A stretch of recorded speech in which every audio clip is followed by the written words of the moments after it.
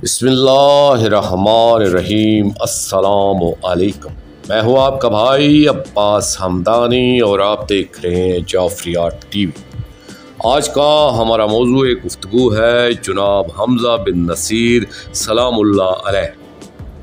दोस्तों, शहंशाह ज़माना अजरल्लाहु फ़र्ज शरीफ के ज़माना महद के वाक़यात में से एक ये भी है कि आपके एक ग़ुलाम जिनका नाम था जनाब हमज़ा बिन नसीर सलामुल्लाह अलैह, ये पहले दर अतहर पे ग़ुलामी किया करते थे। फिर इन्हें मोमिनीन के लिए गोश्त बनाने का हुक्म दिया गया था और ये जानवर ज़बह करके मोमिनीन में फ़रोख्त करते थे। एक दिन इन्हें जनाब अबू मोहम्मद अल अस्करी अलैहिस्सलातु वस्सलाम ने याद फरमाया और हुक्म दिया कि तुम गोश्त फ़रोख्त करते हो, इसलिए हम तुम्हें एक एजाज़ देना चाहते हैं, और वो ये है कि तुम रोज़ाना एक नली वाली हड्डी बिमा गोश्त व मिख दर अतर पे पेश करना। ये तुम्हारे छोटे शहंशाह पाक अजरल्लाहु फ़र्ज शरीफ के लिए है।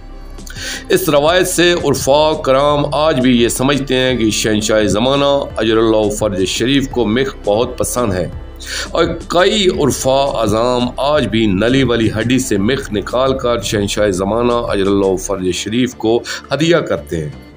पता नहीं ये अमल कहाँ तक दुरुस्त है, मगर मोहब्बत से जो किया जाए वो अमल दुरुस्त होता है, क्योंकि फरमाया गया है अल मुहिब ला यलाम, कि इश्क करने वाला दीवाना काबिल मुलामत नहीं होता।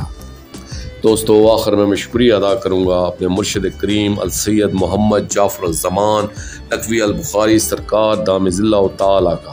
ये मज़मून मैंने उनकी किताब मादल इस्मत